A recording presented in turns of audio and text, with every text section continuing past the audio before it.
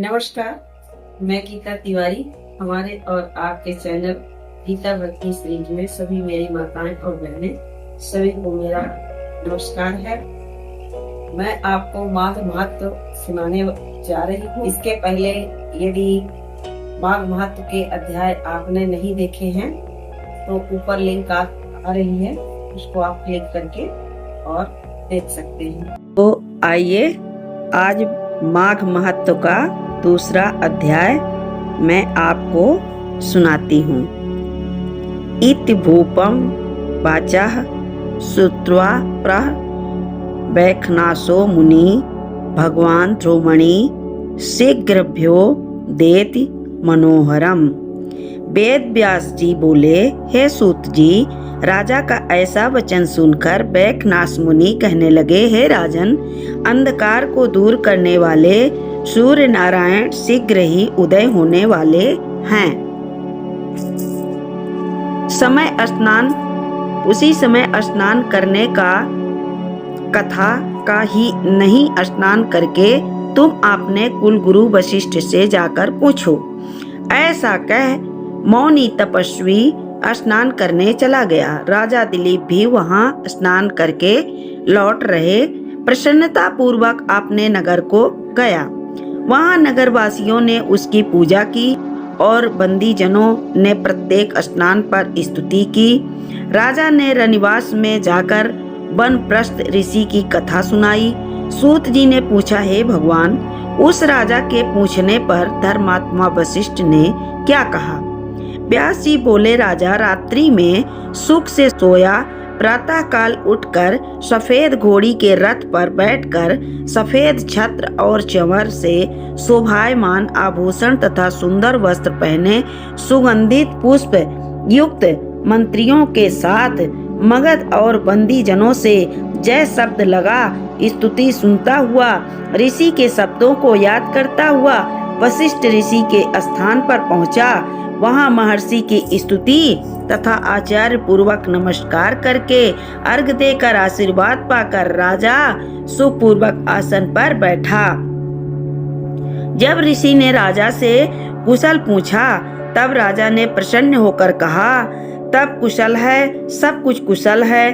तब मधुर वाणी से राजा ने वैखनास से कहे हुए प्रश्न को पूछा तथा विनती किया, हे भगवान, आपकी कृपा से मैंने विस्तार पूर्वक आचार, दंड, नीति, राज, धर्म तथा चारों वर्णों के राजा आश्रमों की क्रियाओं को सुना है। दान विधान, यज्ञ की विधियां, व्रत की प्रतिष्ठा और विष्णु भगवान की आराधना की विधि भी सुनी है।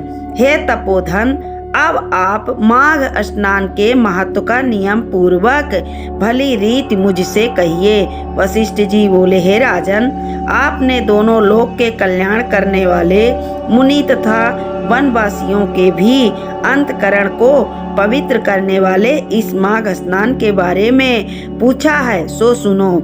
हे राजन, स्त्रियों के ऋतु भोग से जो खंडित है, अग्नि, यज्ञ, दान आदि तथा कुआं आदि खुदवाने से रहित जो मनुष्य वर्ग गाय, भूमि, तिल, वस्त्र, सुवर्ण, धेनु, अन्न, घोड़ा इत्यादि का दान करने, त्रिरात्र कठिन चंद्रवत तथा पराक्रम द्वारा जो अपने शरीर को बिना पराक्रम किए स्वर्ग प्राप्त करना चाहते हैं, उन्हें सदा माघ स्नान करना चाहिए और माघ के महीने में ठंड कपड़ों का दान करना चाहिए।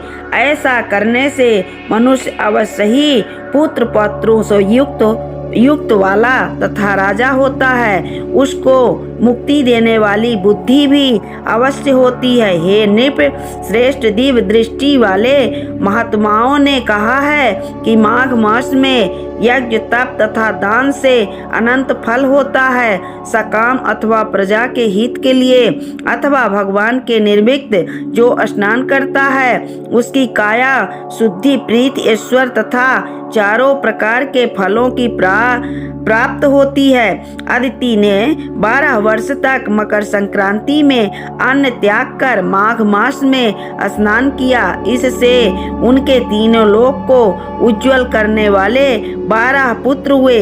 माघ में स्नान करने से ही रोहिणी, सुभागा और अरुंधति दानशीलता हुई और इंद्रायणी जैसी सुंदरी होकर सतखाड़े गृह में निवास करती थी। जो शोभा युक्त या रूपवंती स्त्रियां रहती थी, मंगलाचार वेद ध्वनि होती थी तथा विद्वान ब्राह्मणों से संपन्न था। जो मकर संक्रांति में स्नान करते हैं और देवताओं का पूजन करते हैं, वे अतिथियों से परिपूर्ण ऐसे सुंदर घर में रहते हैं। वह मनुष्य धन्य है जिन्होंने माघ में बहुत सा दान व भगवान मधुसूदन का पूजन किया तथा इष्ट वस्तु का दान तथा व्रत नियमों का पालन किया। माघ मास काम मूल फल से निष्काम और सदा मोक्ष देने वाला होता है। जो दान करने वालों को, वन में तपस्या करने वालों को तथा अतिथि भक्तों को प्राप्त होते हैं, वे सदा माघ करने वालों को प्राप्त होते हैं। पुष्प क्षीण होने पर मनुष्य स्वर्ग से वापस आते हैं, परंतु माघ स्नान करने वाले स्वर्ग से वापस नहीं लौटते। इससे बढ़कर कोई भी तप, सुवर्ण इत्यादि सब धातुओं से तथा नाना प्रकार के चमकीले रत्नों से शोभायमान अग्निज्वाला के समान चारों ओर फैली है। इस पर्वत के बीचों बीच कंदराओं में आकर काम पीड़ित विधाधारी अपने पतियों के साथ रमण करती हैं। प्राणायाम करने वाले सब क्लेशों को जीतते हुए बैरागी लोग इसकी गुफाओं में दिन रात ब्रह्मा का ध्यान करते हैं। इसकी सुंदर गुफाओं में हाथों में रुद्राक्ष की माला लिए हुए आधी खुली आंखों से सिद्ध लोग शिव जी की आराधना करते हैं। सब दिशाओं में मंद मंद सुगंध शीतल वायु चल रही है और गिरते हुए झरनों का जल सदा सुंदर शब्द करता है। जंगली हाथी अपने बच्चों के साथ पर्वत के नीचे के भाग पर खेल रहे हैं तथा कस्तूरी वाले मृग और रंग बिरंगे हिरणों के झुंड वहां पर क्रीड़ा करते रहते हैं। चांवरी गाय तथा नाना प्रकार के पशु वहां क्रीड़ा करते हैं। कबूतर, चकोर, पपीहा इत्यादि पक्षी वहां बोलते रहते हैं। यह पर्वत सदा राजहंस तथा मयूरों से शोभायमान दिख पड़ता है। इसी से यह सुनहरी चोटी का पर्वत हेमकूट कहलाता है। यह सदा देवता, गुहाक तथा अप्सराएं बसा करती हैं। बोलिए माघ महत्व का दूसरा अध्याय पूरा हुआ। बोलिए गंगा मैया की जय। बोलिए विष्णु भगवान की जय। अब आइए आपको मैं गंगा मैया की आरती करती हूँ, सुनाती हूँ। जय गंगे माता मैया, जय गंगे माता, जग तारणी दुख निवारणी सोहे शिव गंगे। जय गंगे माता, शीतल सलिल सुधासम अति निर्मल अंगे। जय गंगे माता,